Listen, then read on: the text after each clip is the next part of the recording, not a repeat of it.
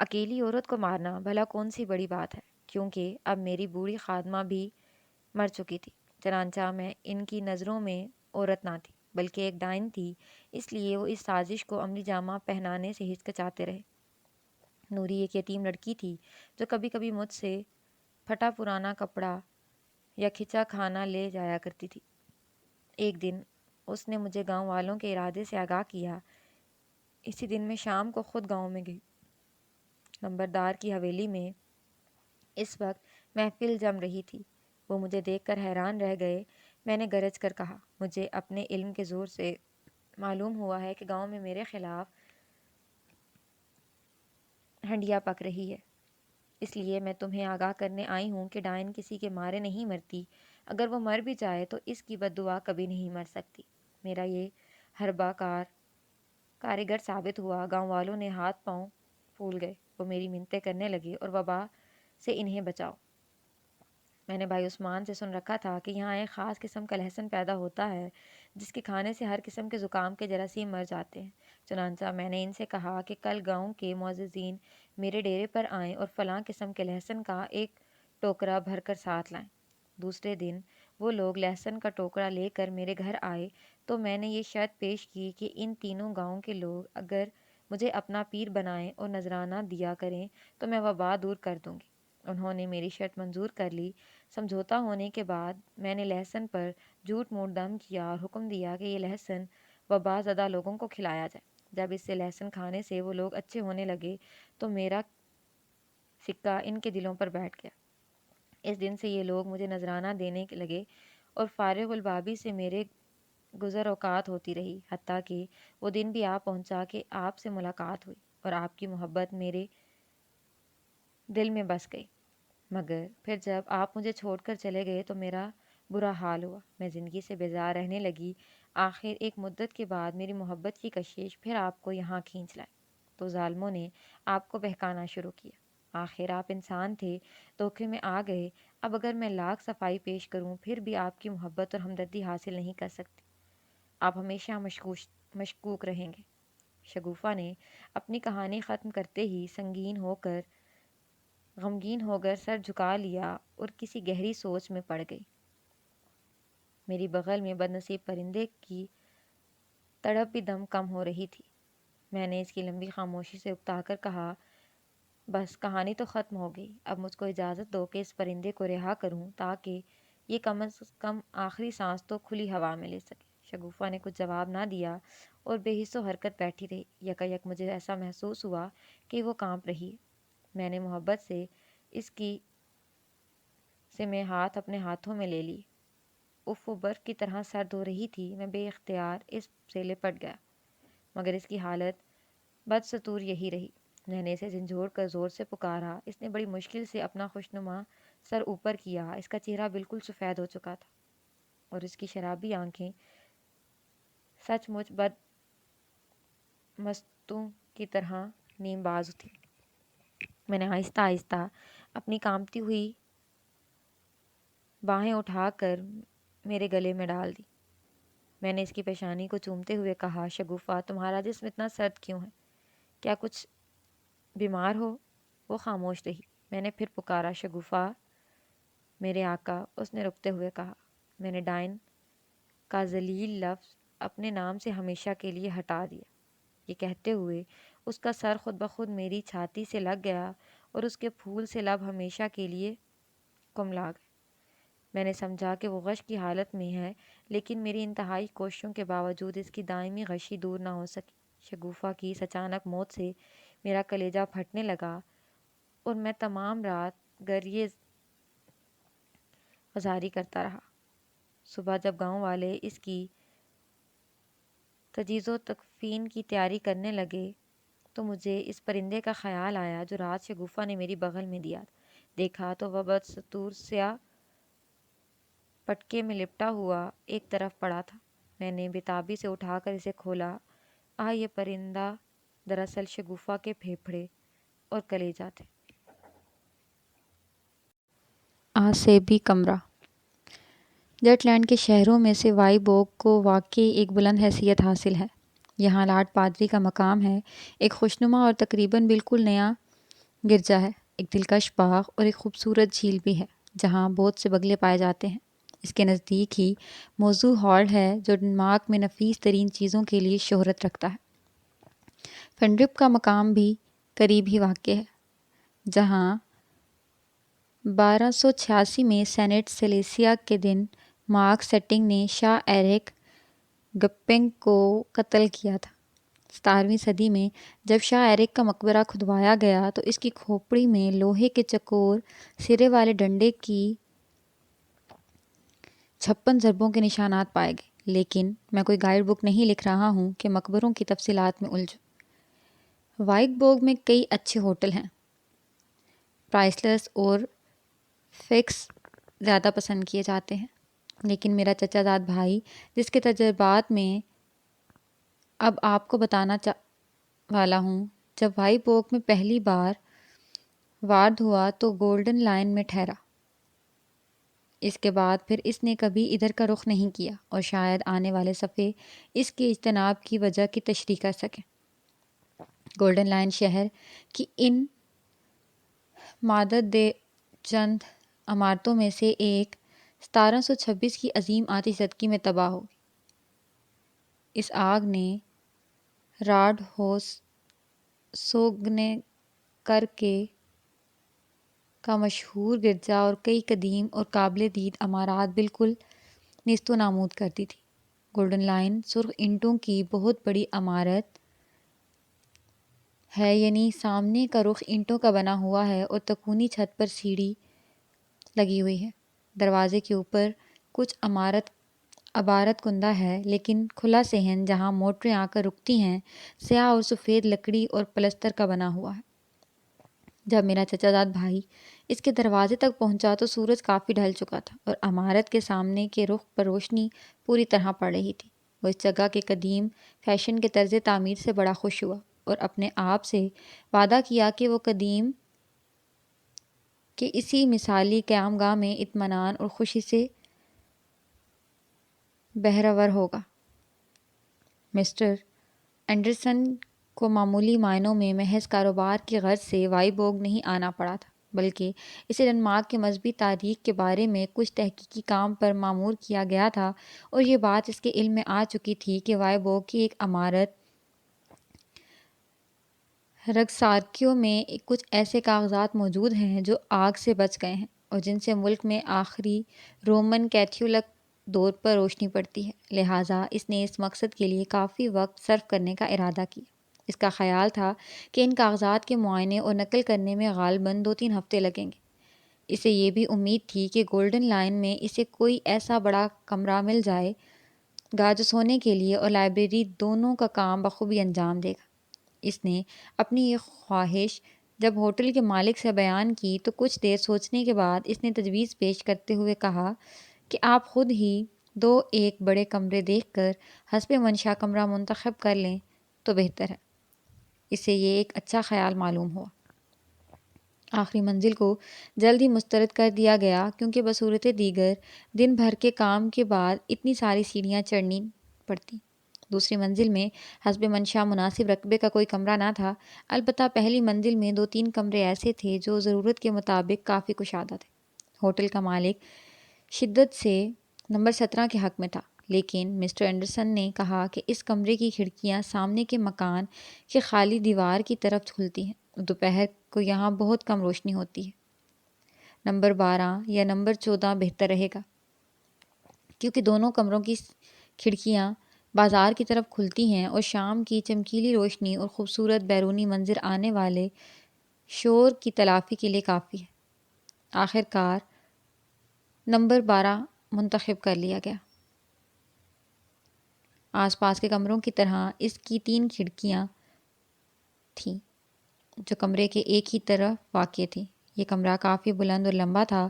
یہاں کوئی انگیٹھی نہ تھی، لیکن چولہا خوشنما اور قدرے پرانا تھا۔ ایک طرف لوہے کا چبوترا سا بنا ہوا تھا جس پر حضرت ابراہیم علیہ السلام کو قربانی پیش کرتے ہوئے دیکھا گیا تھا، اور اس پر کچھ تحریر بھی درج تھی۔ کمرے میں اور کوئی چیز قابل ذکر نہ تھی۔ شہر کی ایک قدیم رنگین تصویر دیوار پر آویزاں تھی جس پر سن 1820 لکھا ہوا تھا۔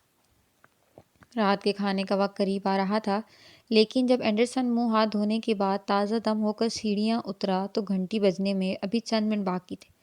اتنے میں وہ اپنے ہمسایوں کے ناموں کی فہرست کا بغور مطالعہ کرنے لگا۔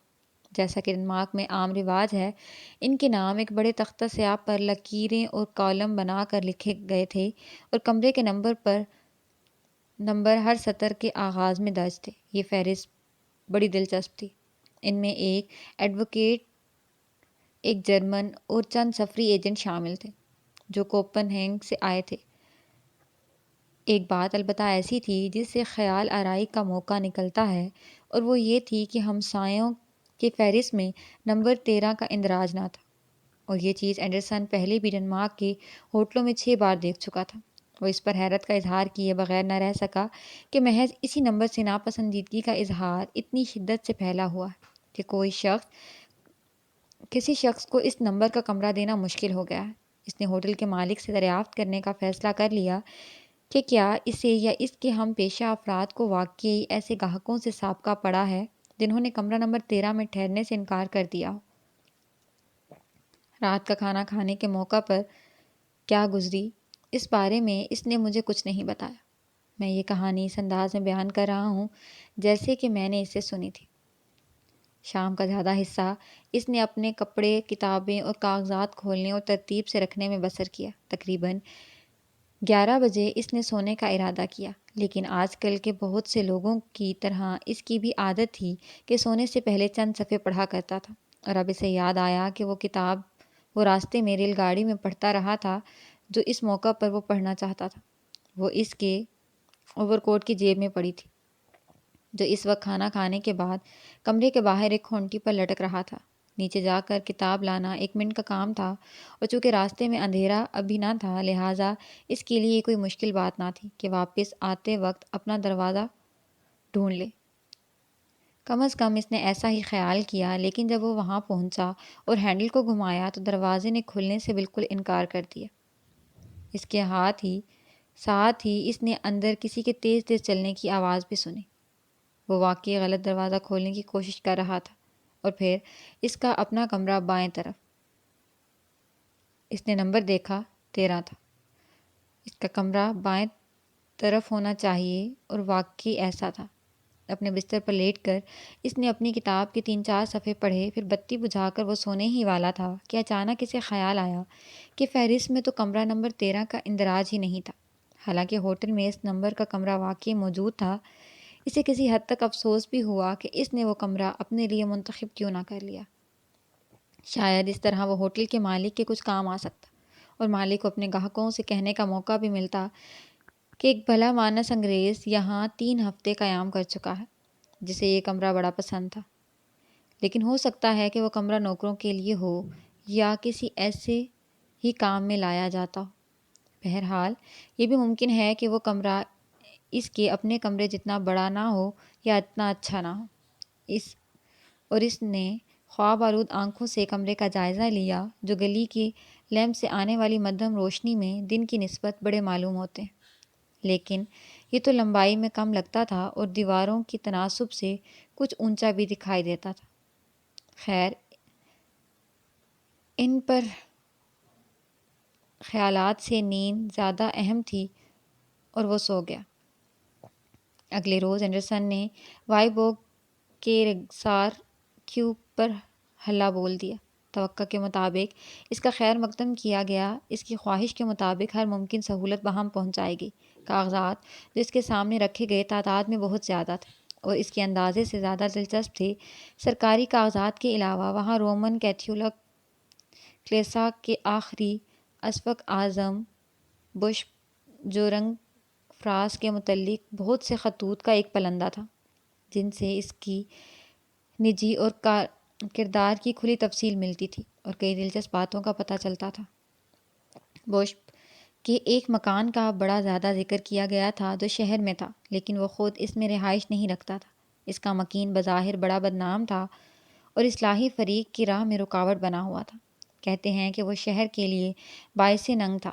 خفیہ اور شیطانی ٹوٹکے اس کا مشغلہ تھے، اور اس نے اپنا ضمیر ابلیس کے ہاتھ بیچ رکھا تھا۔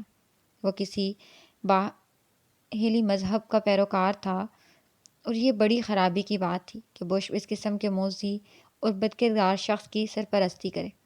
بش نے ایسی لان تان کا جرات سے مقابلہ کیا۔ اس نے خفیہ سرگرمیوں میں اس قسم کی باتوں سے اپنی نفرت کا اظہار کیا اور اپنے مخالفوں سے مطالبہ کیا کہ وہ اس معاملے کو مناسب عدالت میں پیش کریں تاکہ اس کی پوری تفتیش کی جائے۔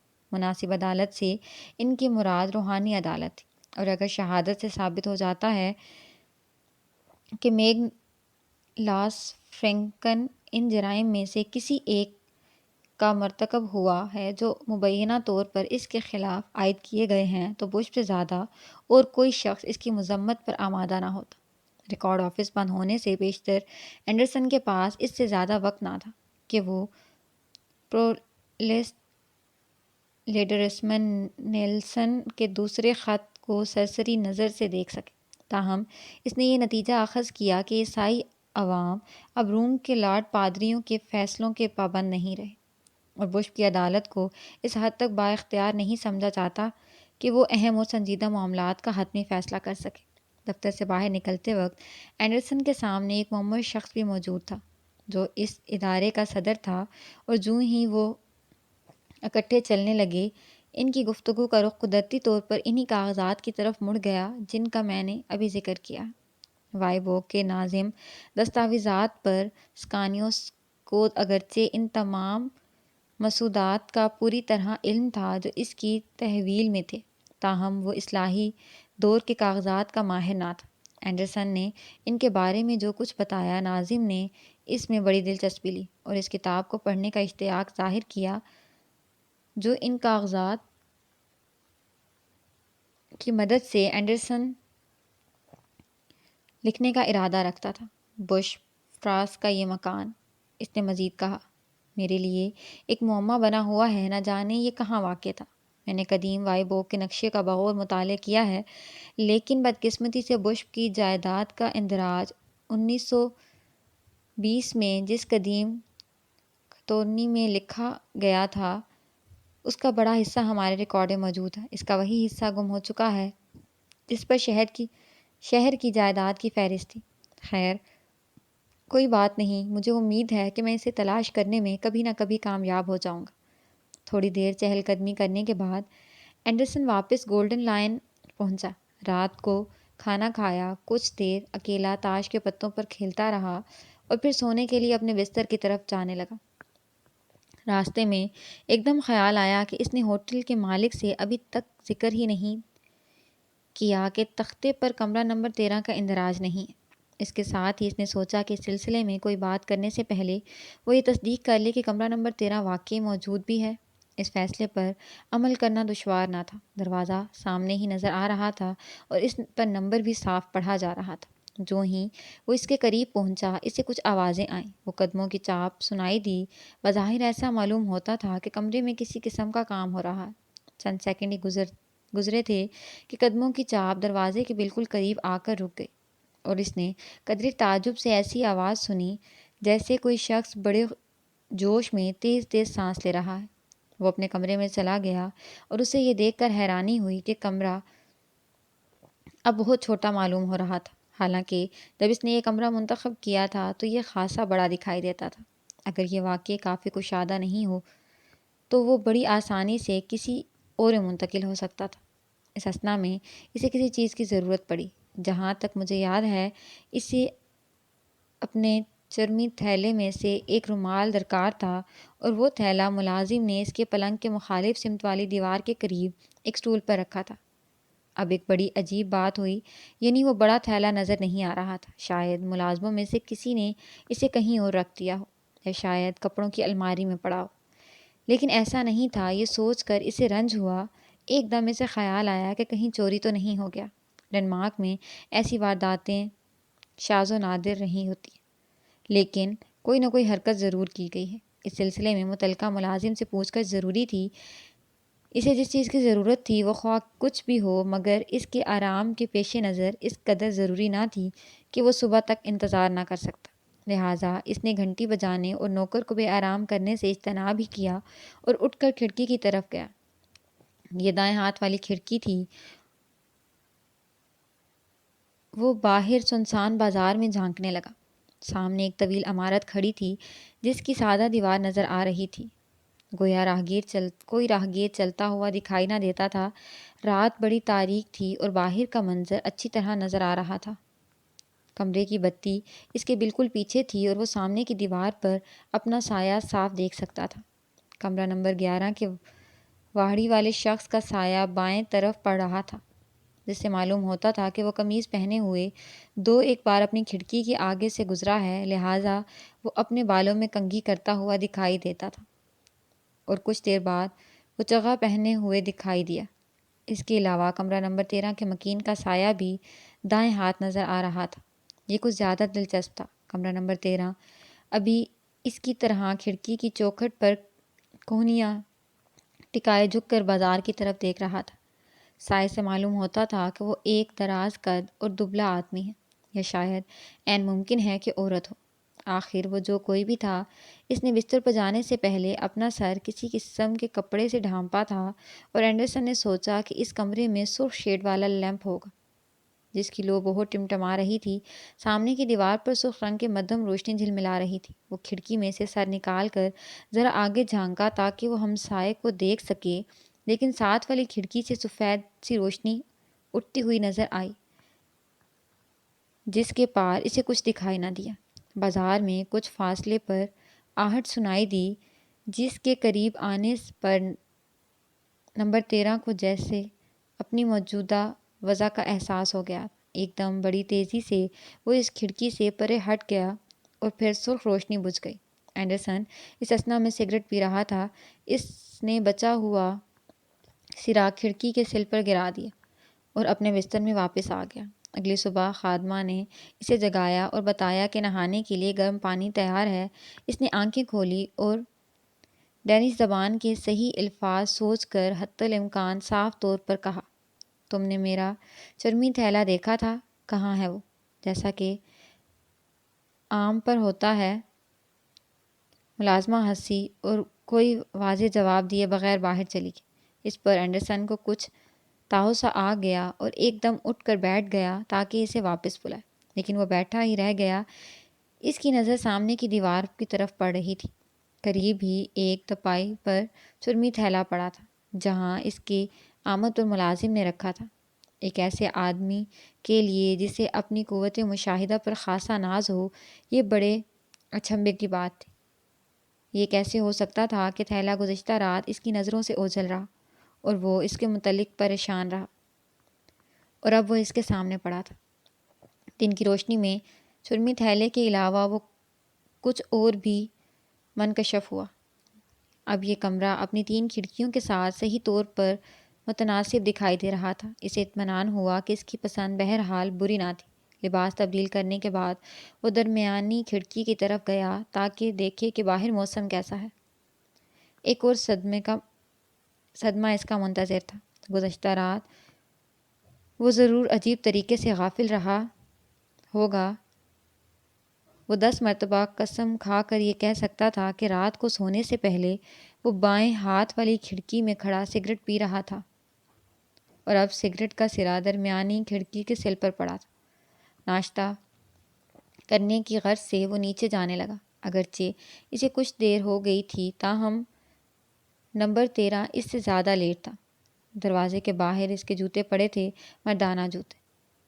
تو اس کا مطلب یہ ہوا کہ کمرہ نمبر 13 ایک مرد ہے، عورت نہیں۔ اسی وقت اس کی نظر اوپر جا پڑی۔ دروازہ نمبر 14 تھا۔ اس نے سوچا کہ وہ دھیان دیے بغیر نمبر 13 کے سامنے سے گزر آیا ہے۔ گزشتہ 12 گھنٹوں کے عرصے میں 3 فاش غلطیاں کسی باسلیقہ اور صحیح الدماغ آدمی کے لیے بہت زیادہ ہیں۔ وہ اصلیت معلوم کرنے کے لیے واپس مڑا۔ نمبر 14 سے اگلا کمرہ نمبر 13 یعنی اس کا نمبر 12 یعنی اس کا اپنا کمرہ تھا۔ نمبر 13 وہاں کوئی بھی نہیں تھا۔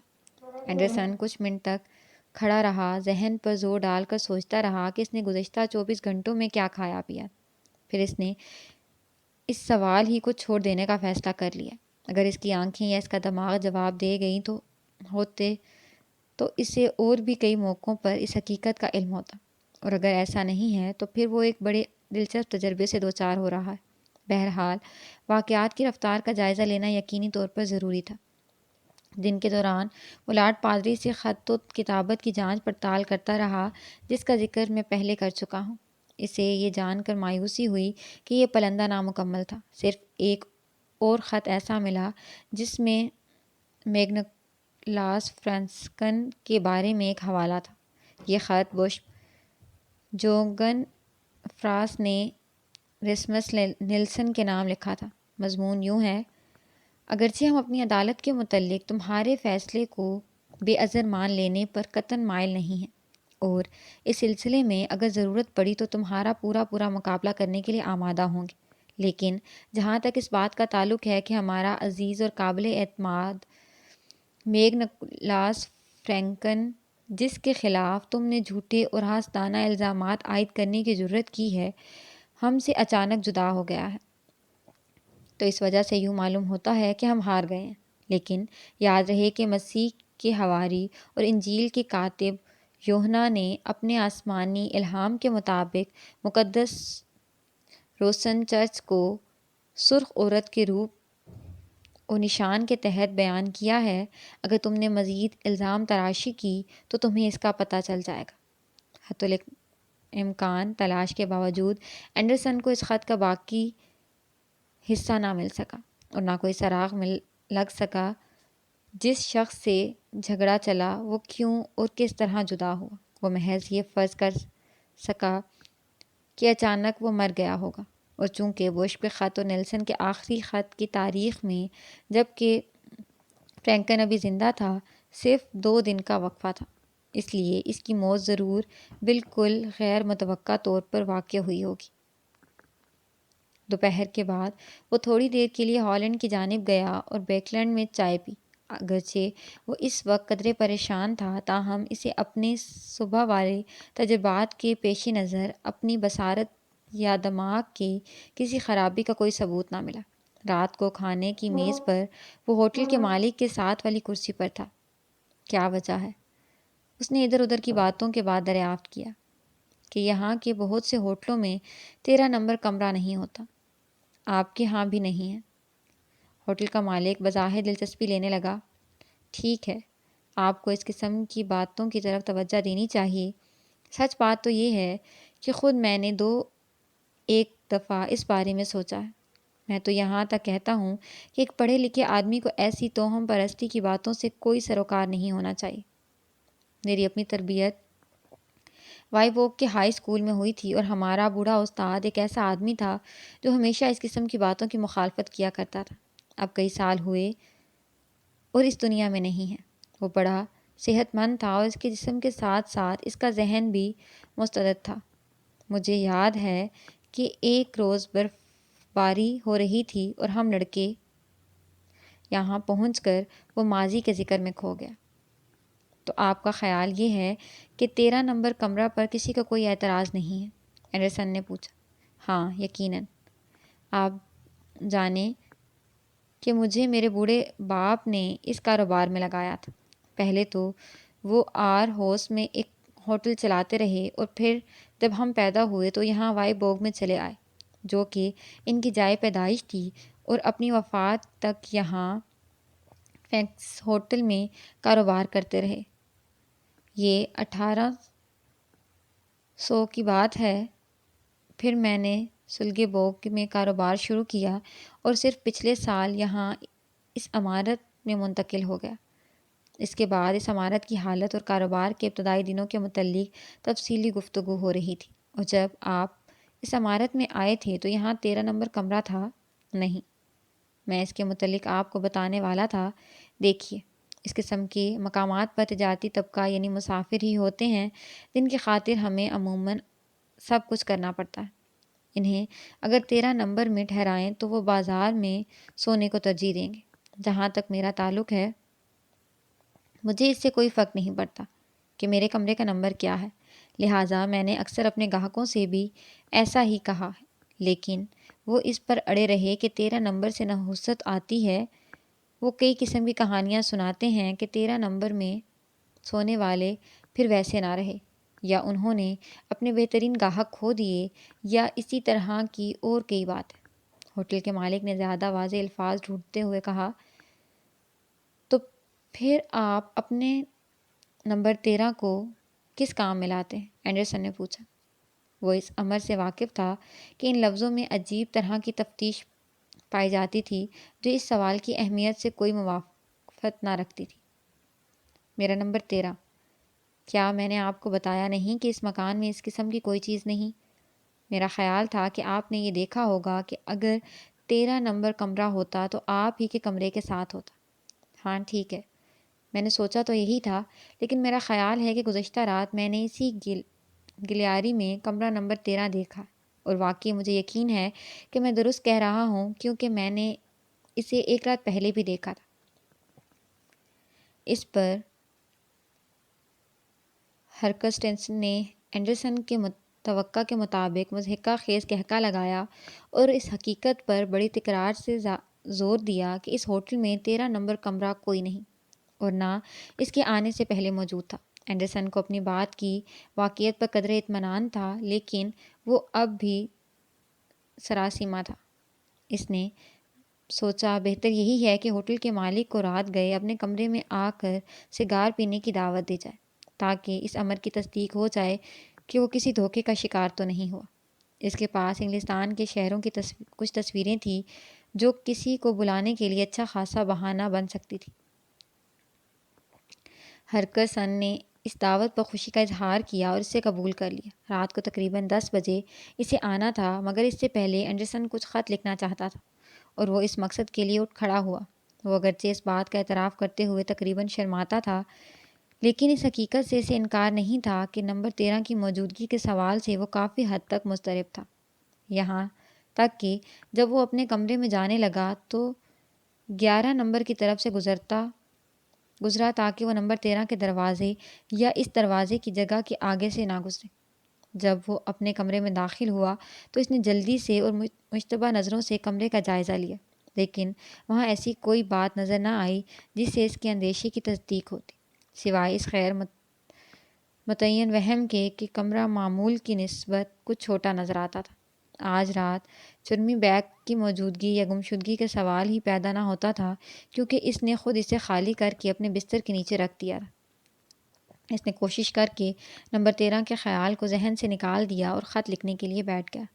اس کے پڑوس میں کئی افراد رہتے تھے۔ وقتاً فوقتاً گلیارے میں کوئی دروازہ کھلتا اور جوتوں کا جوڑا باہر پھینکا جاتا، یا کوئی سفری ایجنٹ گنگناتا ہوا دروازے کے آگے سے گزرتا۔ باہر سے کبھی پھرتیلی سڑک پر چلتی ہوئی گاڑی کی آواز بھی آ جاتی تھی، یا کسی کے تیز قدموں کی چاپ بھی سنائی دی جاتی تھی۔ اینڈرسن نے خطوط لکھنے کے بعد وسکی اور سوڈا منگوانے کے لیے آرڈر دیا، اور پھر کھڑکی کے پاس جا کر سامنے کی دیوار پر اور اس پر پڑنے والے سائے دیکھنے لگا۔ جہاں تک اسے یاد تھا کہ نمبر 14 میں ایک وکیل مقیم تھا جو کہ ایک سنجیدہ آدمی تھا۔ وہ بہت کم باتیں کیا کرتا تھا اور لکھنے کی میز پر بھی عموماً کاغذوں کے پلندوں کے مطالعہ کیا کرتا تھا۔ تاہم ایسا معلوم ہوتا تھا کہ اسے تنہائی میں اپنے حیوانی جذبوں کی تسکین دینے کی عادت تھی، مگر اسے ناچنے کی کیا ضرورت تھی؟ سامنے دیوار پر ساتھ والے کمرے کے سائے سے پتہ چلتا تھا کہ وہ ناچ رہا ہے۔ بار بار اس کا دبلا جسم کھڑکی کے سامنے سے گزرتا تھا اور اس کے بازو لہراتے تھے، اور ایک سوکھی سی ٹانگ بڑی پھرتی سے اوپر کی طرف حرکت کرتی تھی، اور پیروں سے ننگا معلوم ہوتا تھا، اور فرش زور مضبوط ہو گیا کیونکہ اس کی حرکات کی کوئی آواز نہیں آ رہی تھی۔ اپنے ہوٹل کے کمرے میں رات کو 10 بجے ناچ رہا ہو تو ایک عمدہ طرز کی یادگار تصویر کے لیے مناسب سواد مل سکتا ہے۔ اینڈرسن کے خیالات ایملی کی نظم ہڈولفو کی اسرار کی مانند تھے۔ ہوٹل کا مالک اگر اس موقع پر دروازہ نہ کھٹکھٹاتا تو ممکن تھا کہ پڑھنے والے کے سامنے ایک خاص لمبی نظم آ جاتی۔ جب وہ کمرے میں داخل ہوا تو اس کی حیرت زدہ چہرے سے معلوم ہوا کہ اینڈرسن کی طرح اسے بھی کسی خلاف معمول چیز سے تعجب ہوا، لیکن وہ کچھ نہ بولا۔ اینڈرسن کی تصویروں میں اس نے کافی دلچسپی لی اور کچھ دیر تک ادھر ادھر کی گفتگو ہوتی رہی۔ اس وقت اگر وکیل گانا نہ شروع کر دیتا تو کہا جاتا سکتا تھا کہ گفتگو کا رخ کس طرح نمبر 13 کی طرف مڑتا۔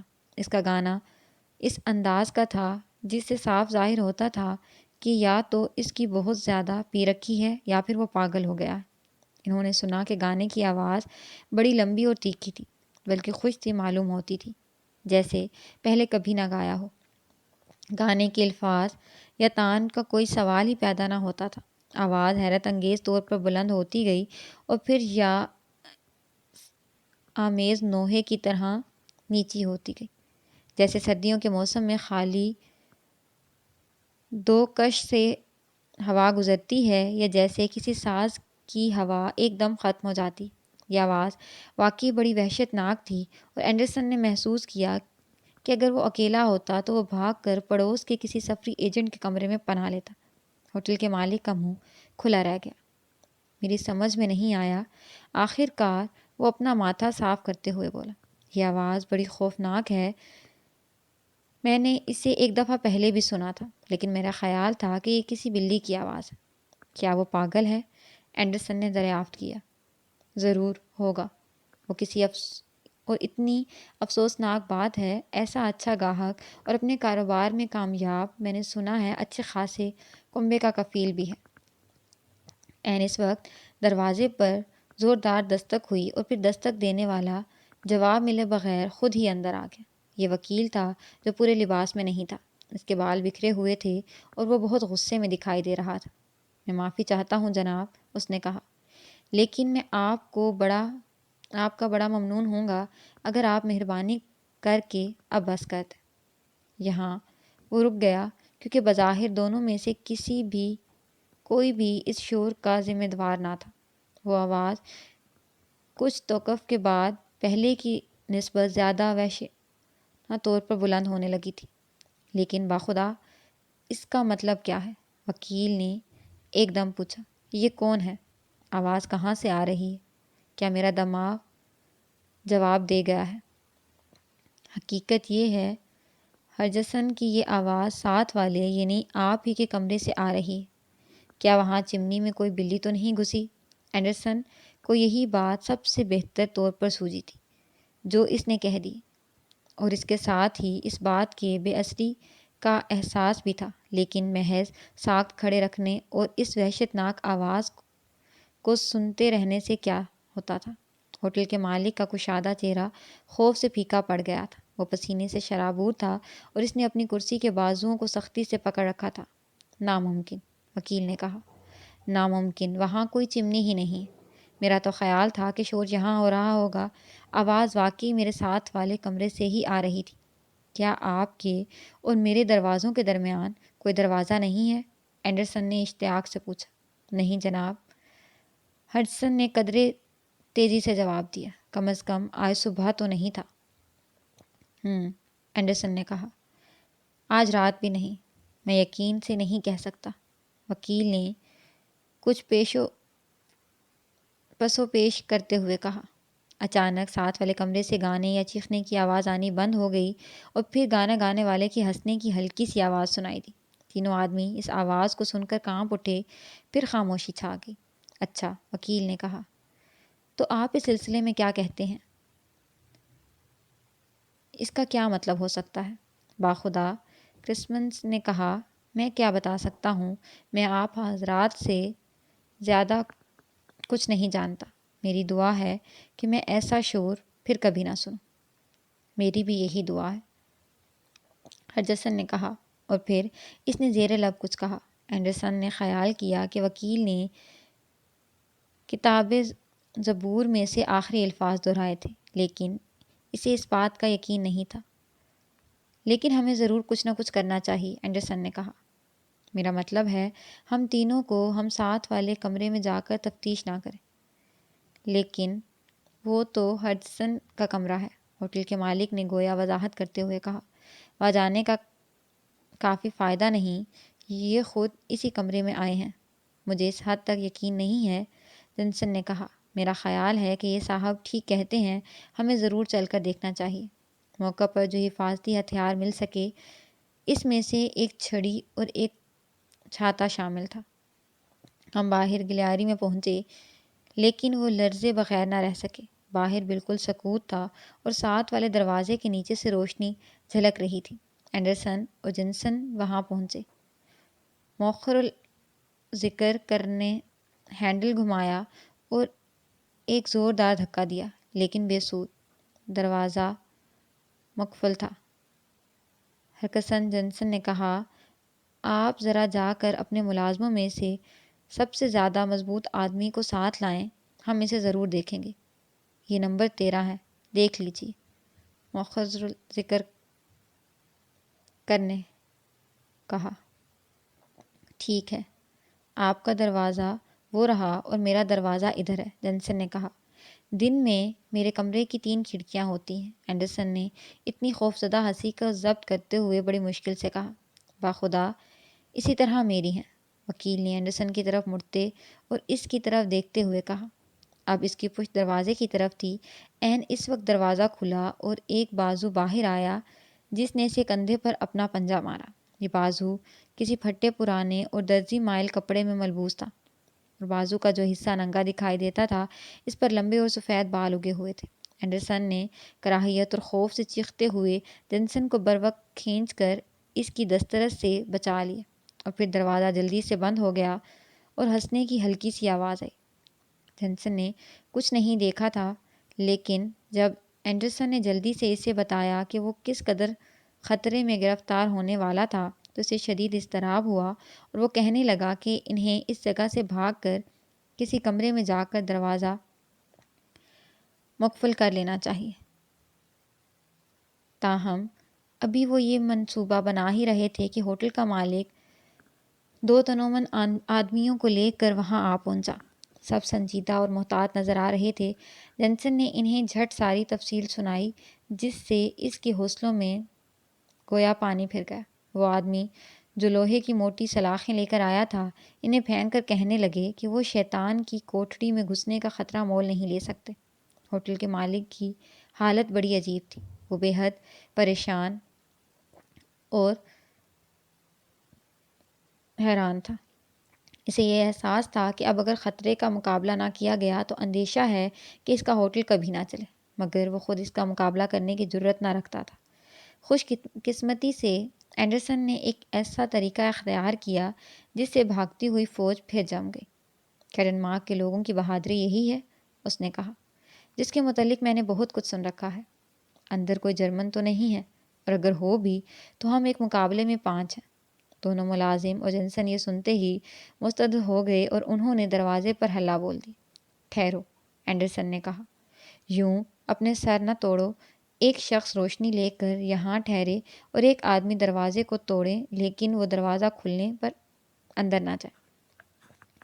ان آدمیوں نے سر کو جنبش دی اور ان میں سے ایک چھوٹا آگے بڑھا۔ اس نے لوہے کی سلاخ اٹھائی اور چوکھٹ کے اوپر ایک شدید ضرب لگائی، جس کا نتیجہ ان کی توقع کے خلاف نکلا۔ لکڑی کے ٹوٹنے یا چٹکنے کی آواز کی بجائے صرف ایک مدھم سی آواز آئی، جیسے ٹھوس دیوار پر ضرب لگی ہو۔ اس آدمی نے چلاتے ہوئے اپنا اوزار پھینک دیا اور اپنی کوہنی کو ملنا شروع کر دیا۔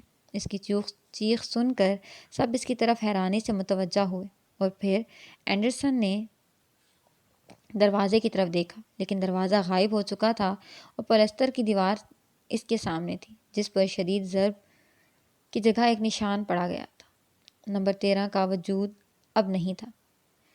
کچھ دیر تک وہ سب اس جگہ اپنے سامنے سادہ دیوار پر نظریں جمائے ساکت کھڑے رہے۔ نیچے صحن میں کسی جلد باز مرغے کی آذان سنائی دی، اور جب اینڈرسن نے آواز کے رخ پر دیکھا تو گلیار کے سرے پر ایک کھڑکی سے مشرقی آسمان پر صبح کا ضبط کے آثار نظر آ رہے تھے۔ شاید، ہوٹل کے مالک نے ہچکچاتے ہوئے کہا، آپ حضرات آج رات کسی دوسرے کمرے میں سونا پسند کریں گے؟ 2 بستروں والے کسی کمرے میں۔ جنسن اور اینڈرسن میں سے کسی نے بھی اس تجویز کو ناپسند نہ کیا۔ وہ اپنے تجربے کی بنا پر اکٹھے ایک کمرے میں قیام کرنے پر رضامند ہو گئے تھے۔ جب وہ اپنے اپنے کمرے میں رات کے لیے ضروری چیزیں لینے کے لیے جانے لگے تو بہتر یہی سمجھا کہ دونوں یکے بعد دیگرے دوسرے کے ساتھ موم بتی لے کر چلیں۔ دونوں نے نمبر 12 اور نمبر 14 3 کھڑکیاں دیکھی۔ اگلی صبح وہ سب کمرہ نمبر 12 میں پھر اکٹھے ہوئے۔ یہ قدرتی بات تھی کہ ہوٹل کا مالک بیرونی امداد حاصل کرنے سے اجتناب کرنا چاہتا تھا، تاہم یہ نہایت ضروری بات تھی کہ عمارت کے اس حصے سے جو اسرار وابستہ تھا اسے صاف کیا جائے۔ بالآخر دونوں ملازموں کو ترکھانوں کا کام کرنے پر آمادہ کیا گیا۔ کمرے کا تمام ساز و سامان ہٹا دیا گیا اور بہت سے فرشی تختوں کے ناقابل تلافی نقصان کو برداشت کرتے ہوئے فرش کا وہ حصہ اکھاڑا گیا جو کمرہ نمبر 14 کے قریب تر تھا۔ آپ قدرتی طور پر یہ خیال کریں گے کہ وہاں سے کوئی پنجر، مثلاً میگنکولس فرینکن کا ڈھانچہ برآمد ہوا ہوگا، لیکن ایسا نہ تھا۔ چھت کی کڑیوں کے درمیان سے ایک تانبے کا ڈبہ ضرور برآمد ہوا جس میں ایک چرمی دستاویز بڑی اچھی طرح لپیٹ کر رکھی ہوئی تھی۔ اس پر تقریباً 20 سطروں کی عبارت تھی۔ اینڈرسن اور جنسن دونوں اس دریافت سے بڑے خوش ہوئے، جوش میں آئے، جس سے غیر معمولی مظاہرے کا عقدہ حل ہونے کی توقع تھی۔ انہوں نے اپنے آپ کو قدیم عبارت کا ماہر ثابت کرنے کی کوشش کی۔ میرے پاس جو کتابوں کا ذخیرہ ہے اس میں ایک نجوم کی کتاب ہے جسے میں نے نہ کبھی پڑھا۔ اس سے پہلے صفحے پر ایک چولی ہلاک سے چھپی ہوئی ایک تصویر ہے جس میں ہانس بہام نے چند داناؤں کو ایک میز کے گرد بیٹھے ہوئے دکھایا ہے۔ اس تفصیل کی روشنی میں ممکن ہے اہل علم اس کتاب کو پہچان لیں۔ مجھے بہرحال اس کا نام یاد نہیں ہے اور اتفاق سے وہ کتاب اس وقت قریب بھی نہیں، لیکن اس کے شروع کا سادہ اوراق پر کچھ لکھا ہوا ہے۔ تقریباً 10 سال کے دوران، یعنی جب سے میرے پاس یہ کتاب رہی ہے، میں اس تحریر کی زبان کو کجا یہ تک معلوم نہیں کر سکا مذکورہ عبارت کدھر سے پڑھی جا سکتی ہے۔ کچھ اس قسم کی صورتحال سے اینڈرسن اور جنسن کو سابقہ پڑا تھا، جبکہ انہوں نے تانبے کے ڈبے سے نکلنے والی دستاویز کی عبارت کو پڑھنے کی بے حد کوشش کی تھی۔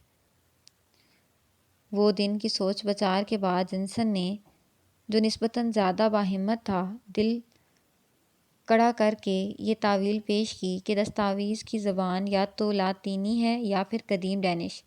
اینڈرسن نے اس ضمن میں کوئی قیاس آرائی کرنے کی جسارت نہ کی، بلکہ وہ شدت سے اس بات کا خواہاں تھا کہ یہ پراسرار ڈبہ اور دستاویز وائبورگ کی تاریخی انجمن کے حوالے کر دیں تاکہ وہ انہیں اپنے عجائب خانے میں رکھ لیں۔